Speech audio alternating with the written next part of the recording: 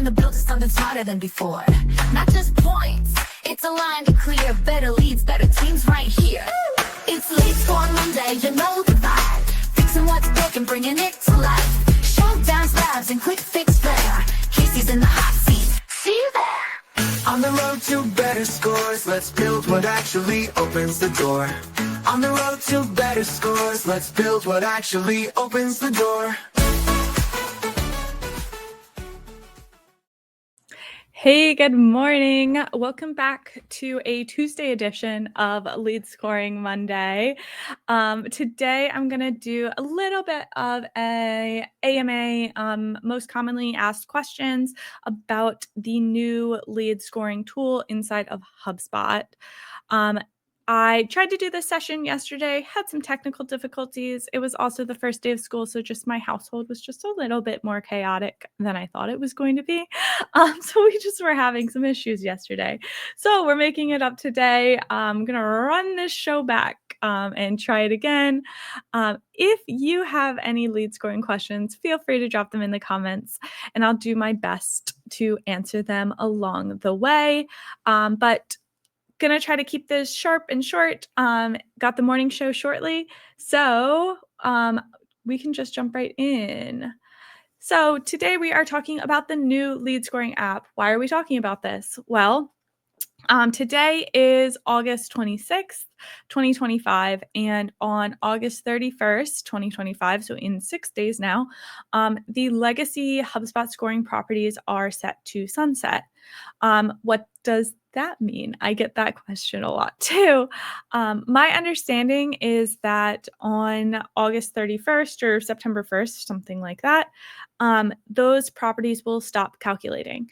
So whatever calculation, a contact record, company record, whatever object your calculation or your scoring property is based on is on August 31st. That is what it will stay for all of time. So that makes the actual scoring properties a little bit useless, which is why we're talking today about the new lead scoring app. This is available if you have HubSpot Marketing Professional or Enterprise, or Sales Professional or Enterprise, and you'll see it under the marketing menu and then lead scoring right here, and it will take you here. If you only have Service Hub, then there is a customer health score that acts very similar as well, and that's available in the settings. You can look up customer health, and that will be available in the settings for you. But today we're going to talk about the lead scoring tool specifically. So some of the common questions I get are around specifically what's the difference between the old tool and the new one. And the short answer is that the new tool is much more dynamic. The biggest piece is we are able to score based on engagement. So we can do things like we can add 2 points to the score every time the pricing page, demo page, or contact us page are visited in this specific example. And I can score that every time, and I can even limit that to like 10 so that we don't kind of monopolize the score with those as well. That is one of the big benefits of the new tool, is being able to like dynamically score based on engagement. If you go in to create a score, you'll be immediately asked first what you'd like to score, who you'd like to score, whether that's contacts, companies, or deals. And then you'll get asked whether you want it to be a combined score, if you want to score just on engagement, or if you want to score just on fit. Fit is going to be more closely aligned to what the old scoring properties were. At the end of the day, most of the old scoring properties were fit scores. They were pretty much based on properties. Is job title CEO? Is number of marketing emails greater than 3? Anything like that, that is more of a property. However, this engagement piece is kind of the new piece, which is enabling us to, instead of saying things like, if marketing emails clicked is greater than 1, score 1. If greater than 2, score 2. If greater than 3, score 3, and so on. We can now say, just give a point every time a marketing email is clicked. It makes it much more straightforward and easy to follow. The combined score gives you the opportunity to combine these, to do a fit and engagement score together. Um, I do personally often break out my scores into, I usually create 2 contact fit scores, a company fit and a contact fit, and then 1 engagement score that is a kind of wrap up of all engagement. And then I usually segment that engagement between low or top of funnel engagement, so like blog visits, maybe kind of general resource downloads and things like that. Medium intent, that might be product page visits, it might be webinar attendance, things like that. And then high intent, those are hand raisers. Those are people who requested a demo or asked for pricing, basically requested to talk to you. But that is my general setup. I do have a lot of talks on that. If you want to hear more about that setup, let me know. But today we're 6 days away from the sunset, so I just really want to get into the meat of what you need to know to get running. So the first thing I'm going to work inside of a combined score just for this example, just to show some things inside the tool and how to use it.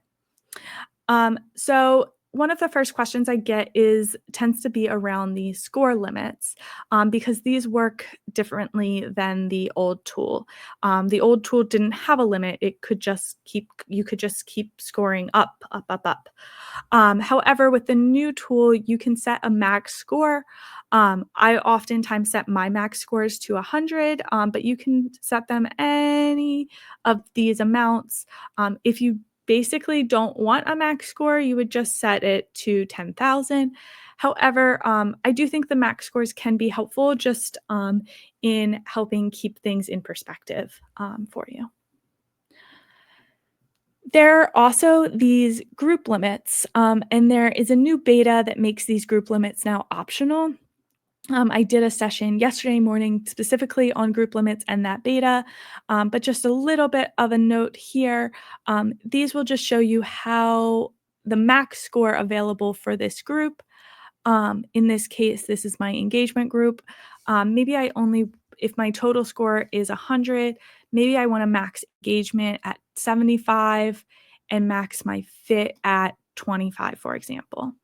The benefit of doing this is that neither can monopolize the other, which may or may not be a benefit to you. I like that because it gives me a little bit of a balance.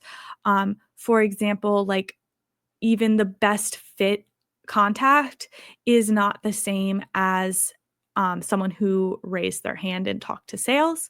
So I like to kind of balance that out a little bit, but it is an option for you. But if you opt into that beta, you can remove it, and that will behave a little more closely to the legacy scoring properties.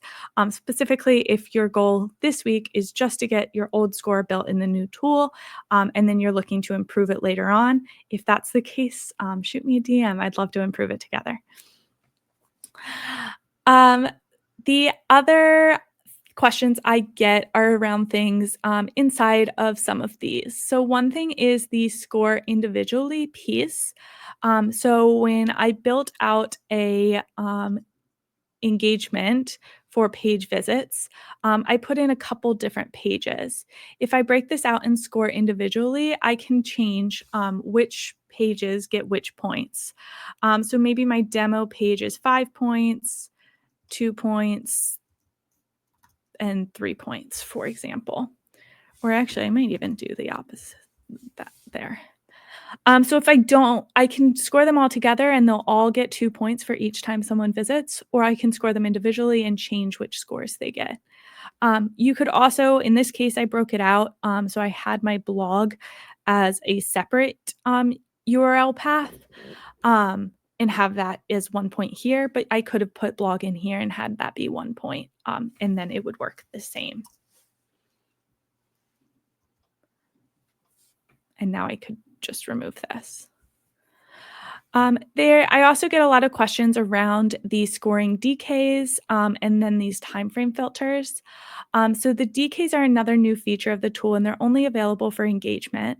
But this will DK your score over time. So if I wanted to say reduce my score by 50% every month, then my score is going to gradually decrease as the engagement gets longer and longer away. So if someone visited our website today, they might get a number of points, and then over the next month, it's going to decay so that over basically, in this case, in 2 months, those page interactions from today would no longer contribute any points.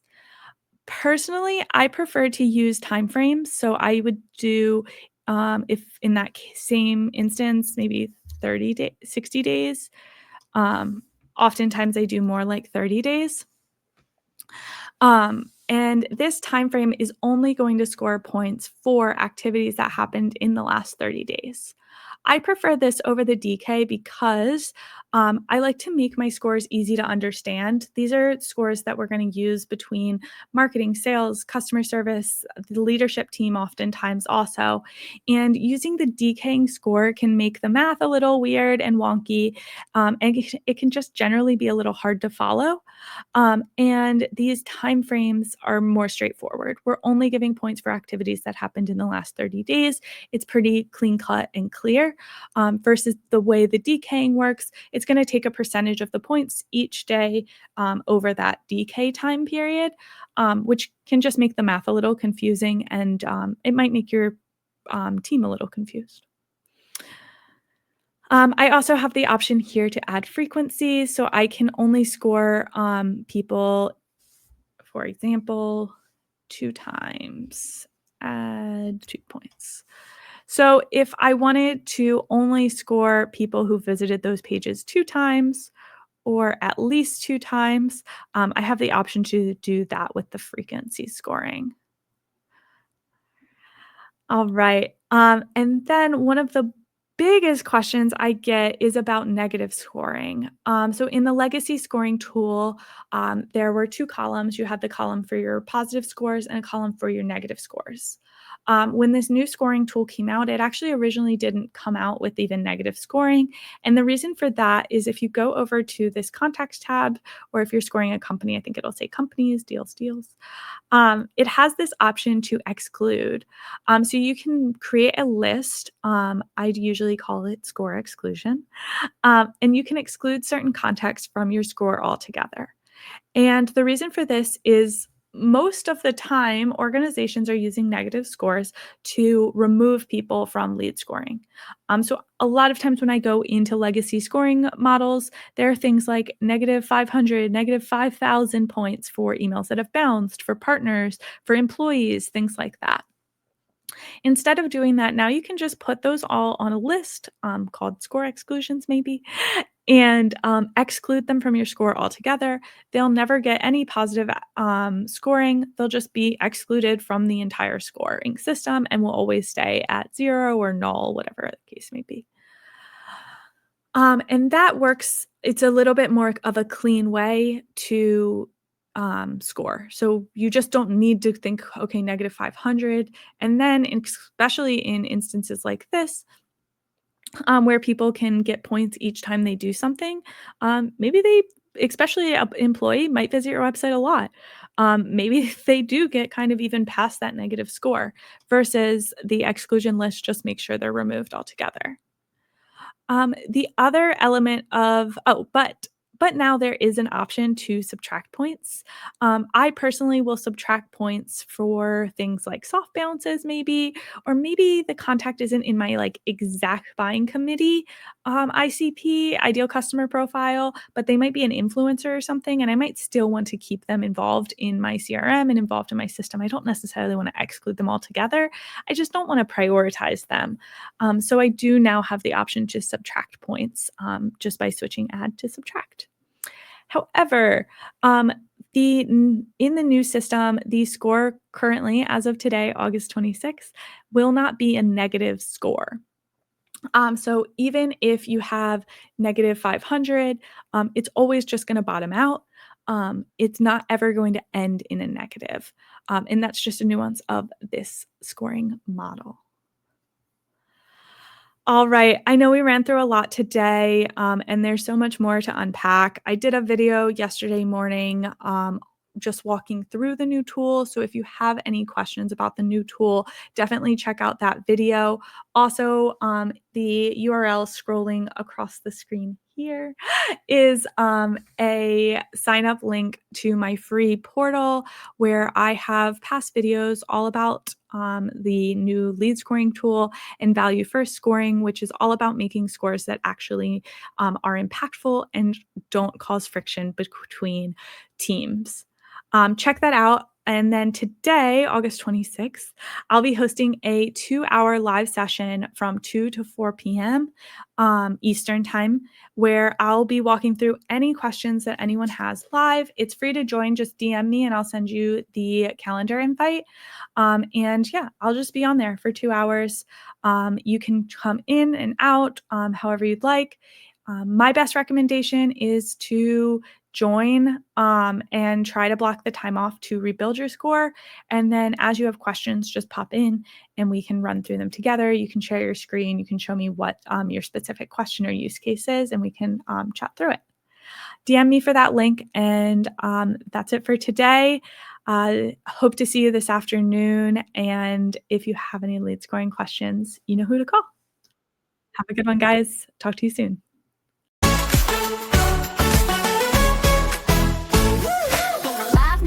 Don't miss the score. Join the build to something smarter than before.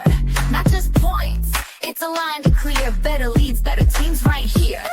It's Lead Score Monday, you know the vibe.